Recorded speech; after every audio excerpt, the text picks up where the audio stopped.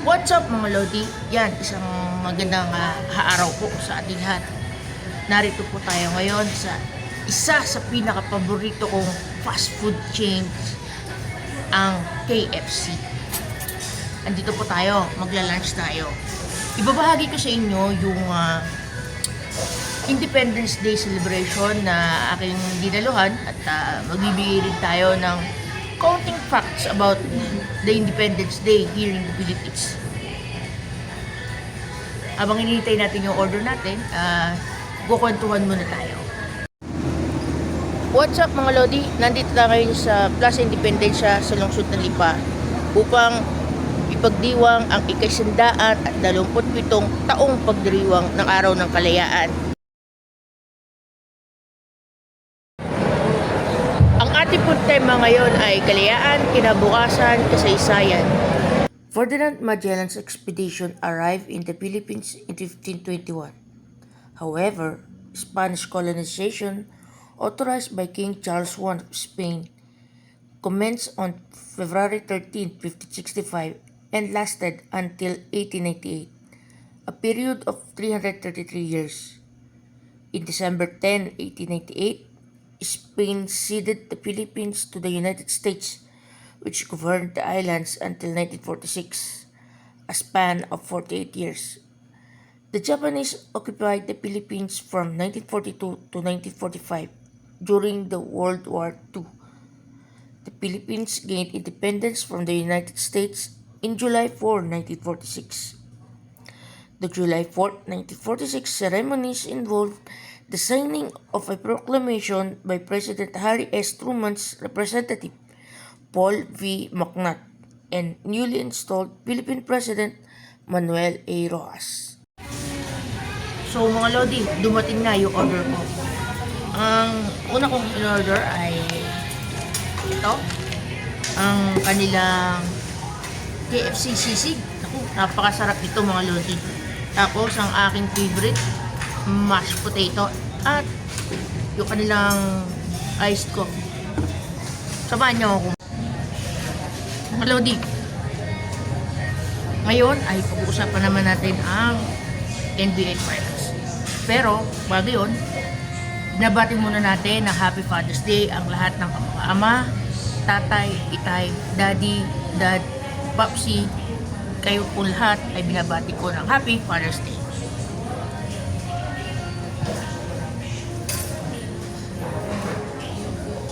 Paborito ko talaga ang mashed potato. Ngayon mga Lodi,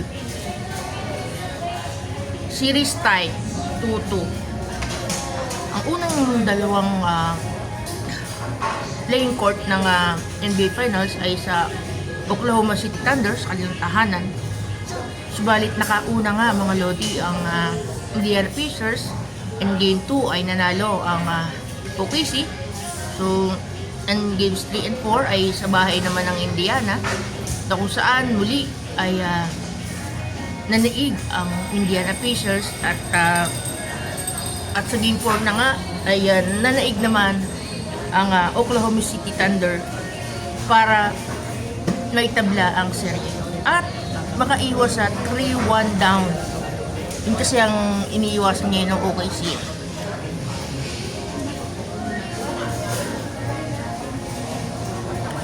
Mga Lodi, tulad ng ayan, excuse me. Mga Lodi, tulad ng sinabi ko, Thunder in 6, Pacers in 7. Pero mukhang mahihirapan nata ang aking prediction. So, tingnan natin kung nangyayari yung sinabi ko. Kasi mukhang nakikita ko na yung trend. May trend eh. Di ba? Mananalo ang Indiana, mananalo ang Oklahoma. Who knows?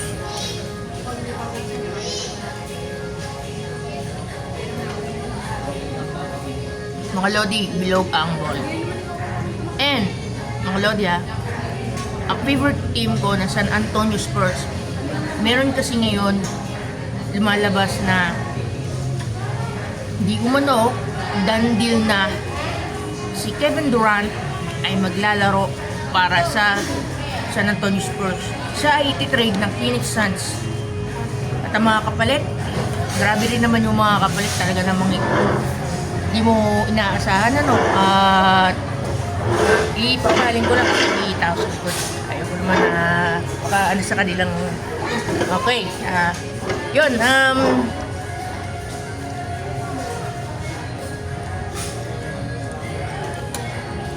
kaya mga Lodi, abangan ninyo. Kasi excited din naman ako na maglaro si Kevin Durant para sa team ko na San Antonio Spurs. Pero, masakit mang isipin, mga batang player ang ipapalit.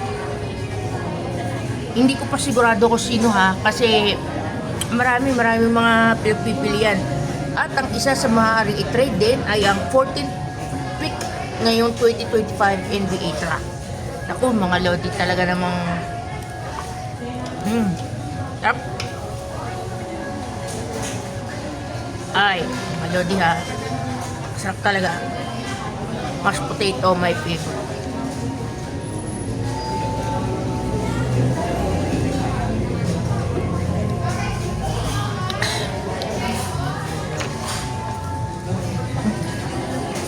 By the way, katatapos ko nga lang palang sumimba bago ko mag-lunch. Ngayon, pupunta ako ng palengke at may bibilin ako. Samahan niyo ako ah. Sarap ah.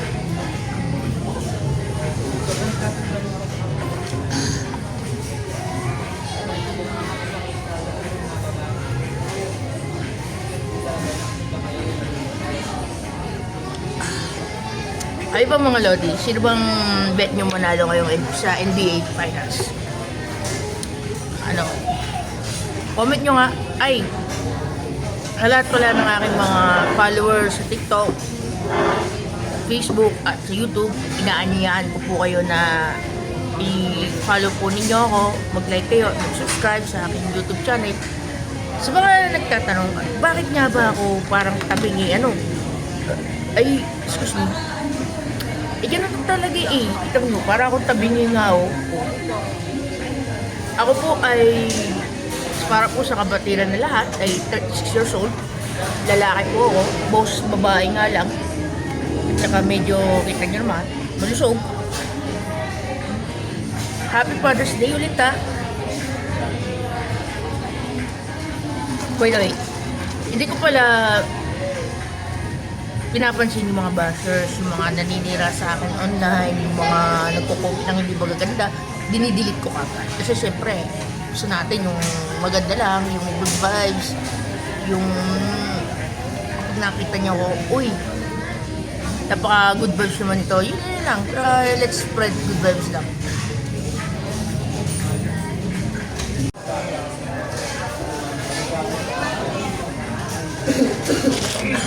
So, tapos na tayo dito mga Lodi. Ngayon, tama ako ng palengke.